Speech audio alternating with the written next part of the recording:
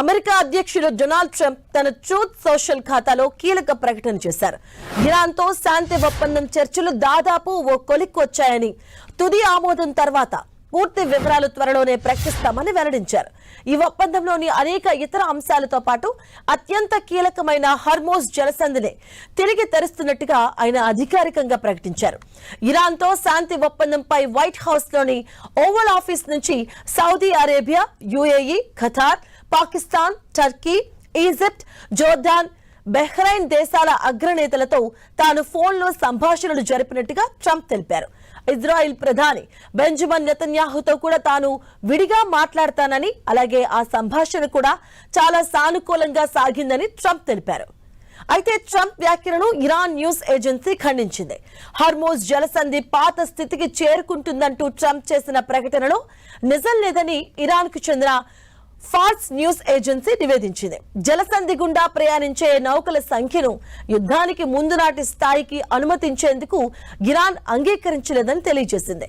అయినప్పటికీ యుద్ధానికి ముందులాగా అక్కడ స్వేచ్ఛ ప్రయాణానికి అనుమతి ఇచ్చినట్లు కాదని స్పష్టం చేసింది. జలసంధి నిర్వహణ, నౌకల మార్గాల నిర్ధారణ, సమయం, ప్రయాణించే విధానం, అనుమతులు జారీ చేసే పూర్తి హక్కులు ఇస్లామిక్ రిపబ్లిక్ ఆఫ్ ఇరాన్ ఆధీనంలోనే ఉంటాయని, వారి పర్యవేక్షణలోనే ఇది కొనసాగుతుందంటూ తెలియజేసింది. అమెరికా అధ్యక్షుడు డొనాల్డ్ ట్రంప్ తన ట్రూత్ సోషల్ ఖాతాలో కీలక ప్రకటన చేశారు. ఇరాన్తో శాంతి ఒప్పందం చర్చలు దాదాపుగా ఓ కొలిక్కి వచ్చాయని, తుది ఆమోదం తర్వాత పూర్తి వివరాలు త్వరలోనే ప్రకటిస్తామంటూ కూడా ఆయన వెల్లడించారు. ఈ ఒప్పందంలోని అనేక ఇతర అంశాలతో పాటు అత్యంత కీలకమైన హార్మోజ్ జలసంధిని తిరిగి తెరుస్తున్నట్టుగా ఆయన అధికారికంగా ప్రకటించారు.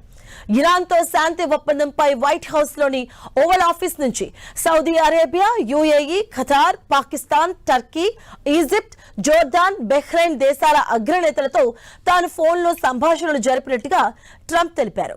ఇక ఇజ్రాయిల్ ప్రధాని బెంజమిన్ నెతన్యాహుతో కూడా తాను విడిగా మాట్లాడానని, ఆ సంభాషణ కూడా చాలా సానుకూలంగా సాగిందంటూ ట్రంప్ తెలియజేశారు. అయితే ట్రంప్ వ్యాఖ్యలను ఇరాన్ న్యూస్ ఏజెన్సీ ఖండించింది. హర్మోజ్ జలసంధి పాత స్థితికి చేరుకుంటుందంటూ ట్రంప్ చేసిన ప్రకటనలో నిజం లేదంటూ ఇరాన్కు చెందిన ఫార్స్ న్యూస్ ఏజెన్సీ నివేదించింది.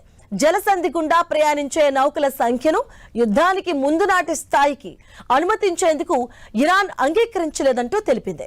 అయినప్పటికీ యుద్ధానికి ముందులాగా అక్కడ స్వేచ్ఛా ప్రయాణానికి అనుమతి ఇచ్చినట్లు కాదంటూ స్పష్టం చేసింది. జలసంధి నిర్వహణ, నౌకల మార్గాల నిర్ధారణ, సమయం, ప్రయాణించే విధానం, అనుమతులు జారీ చేసే పూర్తి హక్కులు ఇస్లామిక్ రిపబ్లిక్ ఆఫ్ ఇరాన్ ఆధీనంలోనే ఉంటాయని, వారి పర్యవేక్షణలోనే ఇది కొనసాగుతుందంటూ తెలిపింది.